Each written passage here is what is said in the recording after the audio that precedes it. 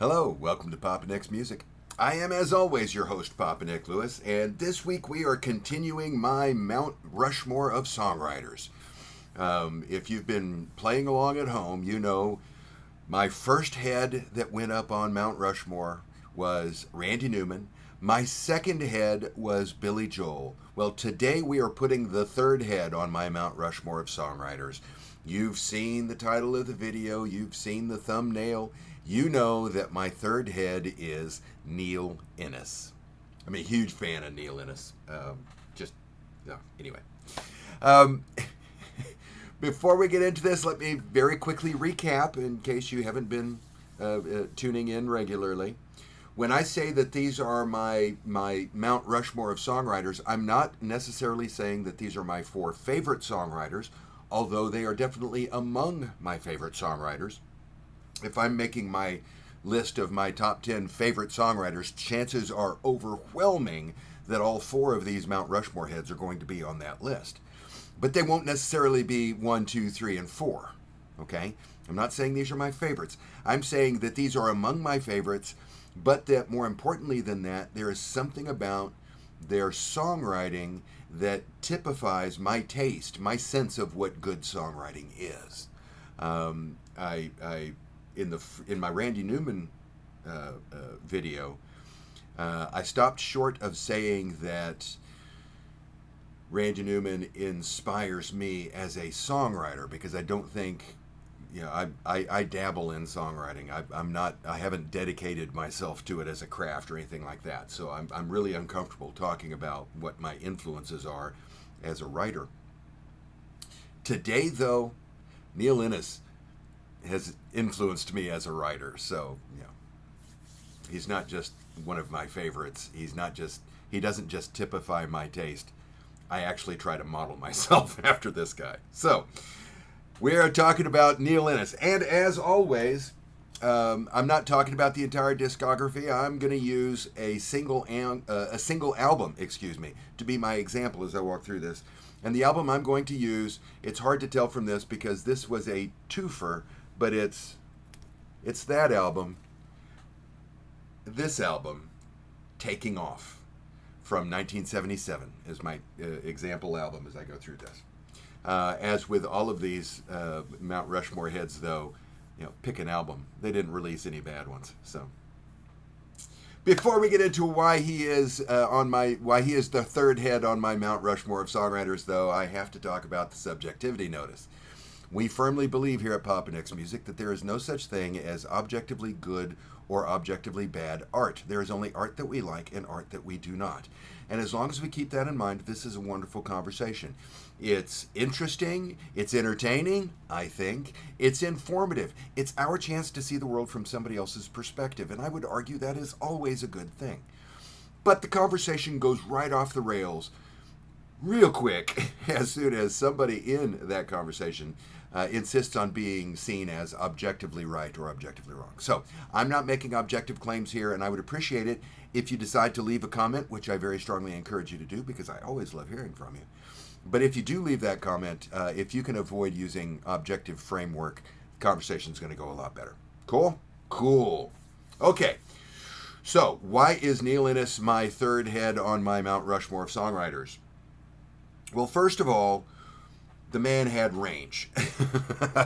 Now, up to now, I've been using sample albums. I haven't been talking about the entire discography because I'm trying to focus what I'm doing. But when it comes to Neil Innes, we have to talk about the discography. He first became famous as a member of the Bonzo Dog Doodah Band. He was the pianist and guitarist and one of the singers. And when they decided to start doing original material, he wrote a lot of music. And a lot of the music that he wrote was in the vein of the old jazz songs that the Bonzos enjoyed covering. A song like Hello Mabel sounds like it was written in the 1920s, but no, Neil Innes wrote that. And so he could write that. He could write the humorous stuff that they did as well. When he left the Bonzo Dog Doodah Band, he started palling around with Monty Python and wrote some music for Monty Python, which led him to his partnership with Eric Idle, which led to the Rutland Weekend television show that had Neil's music, that featured Neil's music, and one of the songs that Neil had written that featured on Rutland Weekend television was his spoof of the Beatles, The Ruddles, which then became The Ruddles, All You Need Is Cash, and all the while he's also doing solo stuff. So he can do anything. He can write virtually any genre. He can write straight, serious music. He can write humorous music. He can write jokes. He can write observational humor. He's across the board. It has an impressive range. When we're talking about taking off, that range means that we go from hoedown country songs, Crystal Balls, to catchy pop tunes, Catchphrase, to grim death, Dreams Shine Through, to social satire, Three-Piece Suite, right? I mean, nothing is off limits for this guy. No type of music is beyond his grasp. And I love that. I love that kind of adaptability. I love that kind of range. So first off, it's his range as a songwriter. Secondly, he hung around with the Pythons. He was buddy-buddy with Eric Idle there for a while. They had some issues. The man had a sense of humor. And he was not afraid of using that sense of humor. Most of his music has humor infused in it. I'm not saying he does novelty songs. That's one of the things that always pisses me off when I'm talking about comic music and somebody assumes that I'm talking about, novelty songs. I'm talking about Dr. Demento and Hello Mutta, Hello Fada. No, I'm talking about actual, serious, real music, real pop music, real rock music, whatever, that has a humorous bent to the lyric. It might be, mildly comic songwriters. One of the things I like, for example, picking somebody who is completely out in left field, one of the things I like about Mac Davis. Mac Davis had a good sense of humor and was not afraid to fold that into his songs. Neil Innes does this. Neil Innes writes songs with that are very firmly tongue-in-cheek. On Taking Off, we've got the song Randy Raquel about an inflatable sex doll. We've got Three-Piece Suite, which I just mentioned, which is about the hollowness of suburban life. It's a really nice bit of social satire. We have God is Love, a man who's feeling down, he's feeling blue, he goes into a bar to have a couple of drinks, and after a couple of drinks, he feels the need to go to the bathroom, so he goes to the bathroom where, quote, I found written on the wall, God is love, next to a naked lady and some parts of a man who has written, God is love. I love that nice little humorous juxtaposition. Wonderful. The man has a brilliant sense of humor, and it is spot on throughout the overwhelming majority of his work. I love humorous music. Third, Neil Innes is just he writes lovely music. And I'm using the word lovely a lot, but that's what I've got in my notes, so I'm sticking with it. He writes lovely tunes. I mentioned earlier one of the songs when I was talking about range. We went from hoedowns, crystal balls to catchy pop, Catchphrase. Catchphrase is a song that appears on Taking Off. As far as I know, he's recorded 3 or 4 different versions of it. More on that in a second. But it's a song I've always really liked. It's a song that I have incorporated into my own performance. If I am playing a gig somewhere, there is a really good chance that Catchphrase is going to be in the set list. Now, keep in mind, it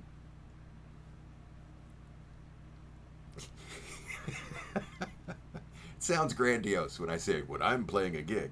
The bulk of what I do is I play I play my guitar and I sing on a restaurant patio, right? We're getting into patio season, so I'm hoping I can start getting gigs again.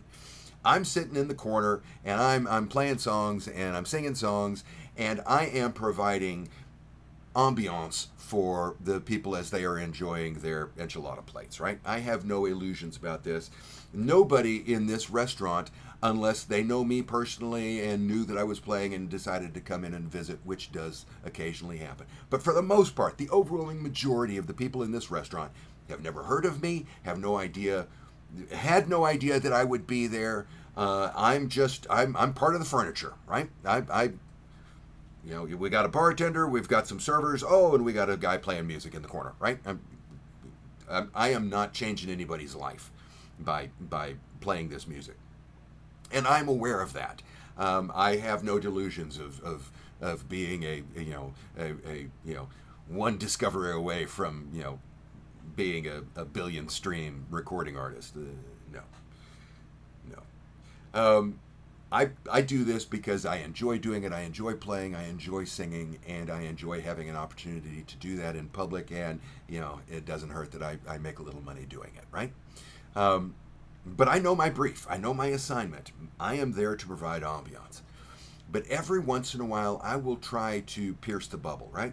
I'm playing and I'm looking out at the crowd, and I can see that most of these people are paying attention to their dinners and they're paying attention to their dinner companions. They are not paying attention to the music. And again, I understand that. I'm not offended by this. But every once in a while, I want to pierce that bubble. I want to play something that will make them take notice of what I'm doing. Catchphrase does that. Catchphrase has a very simple hook to it. Woo, through the magic of editing. The verses have the same 4-chord pattern.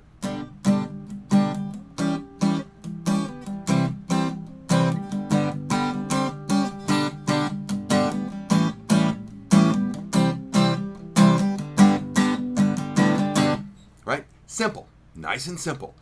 The way I play it has a nice little bouncy beat because it's based on the version of catchphrase that's on this. When we get to the bridge,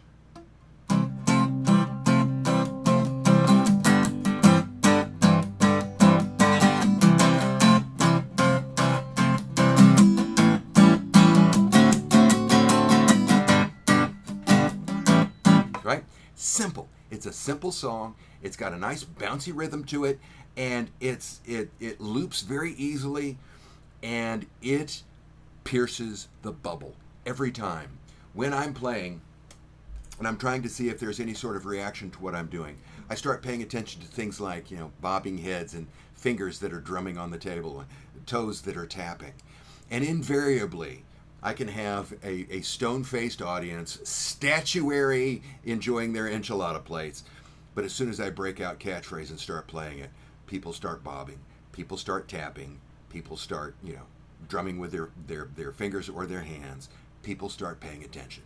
It is that catchy. Wonderfully catchy tune. I've mentioned that he had several different versions of it. We've got the version that's on Taking Off. We've got, he did a more of a country-esque version of it. That may have been part of the Rutland Weekend television program. There is a punk rock version that he did he did, I want to say like 3 years after this came out. He had a version of it on his TV show, in his book of records. And so he's got these significant, it's the same song, it's got the same chord progression, it's got the same lyrics, but he changes up the instrumentation, he changes up the tempo a little bit. And that's the beauty of a nice, simple, catchy tune like that. It can work in a variety of different ways. It's a wonderful, wonderful tune. Very catchy. Love catchphrase. But if we're talking about Neil as a tunesmith, the real winner here, the cherry on top of the sundae, is the closing track on the album. It's called La Vie en Rose. His La Vie en Rose, not the classic that you're thinking of. And I love this song. It is the lyric itself is bittersweet. It is a man the morning after having had a romantic encounter who realizes that this is probably not what he's going to be, devoting his life to. But the music is just purely sweet. And the thing I love about it is that the bulk of the chords that he's using in this song are major seventh chords. And I love major seventh chords. So, for example, if you don't know,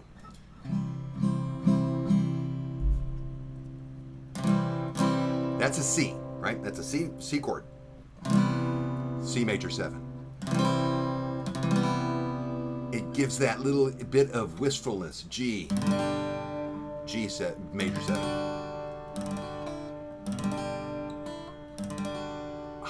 That little bit of wistfulness that comes from the major 7th chords, which I just love. I mentioned earlier that even though I feel uncomfortable saying it because it feels like I'm giving myself more credit than I deserve, Neil Innes has inspired me as a songwriter. I do my best to try to work humor into what I have written, largely because I see Neil do it so well, and I wish I could do it as well as he does it.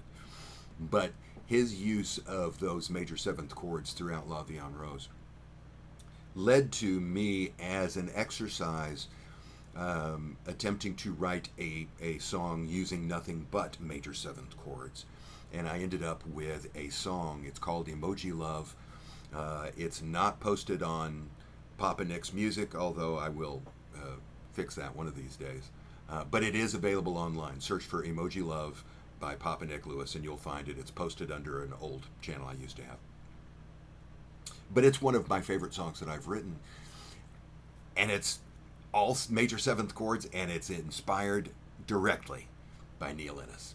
I love his use of major 7th chords in La Vie en Rose. And according to my note, it's major 7th heaven. I like that. So overall, Taking Off is one of my favorite albums, just bar none, regardless of artist, era, or genre. I love, love, love Neil Innes. And that's what I've been thinking about this week. What about you? Do you like Neil Innes? Do you know anything about Neil Innes? Drop that comment down below. I always love hearing from you. If you enjoyed the video today, I'd appreciate it if you drop down there and click on that thumbs up like button. While you're down there clicking, if you haven't already done so, I'd appreciate it if you'd click the subscribe button. Costs you nothing, but it means the world to me, so I very much appreciate it. Thanks again for hanging out with me today. I hope you enjoyed it. I know I did. And I hope that the rest of your day is jubilant. See you soon.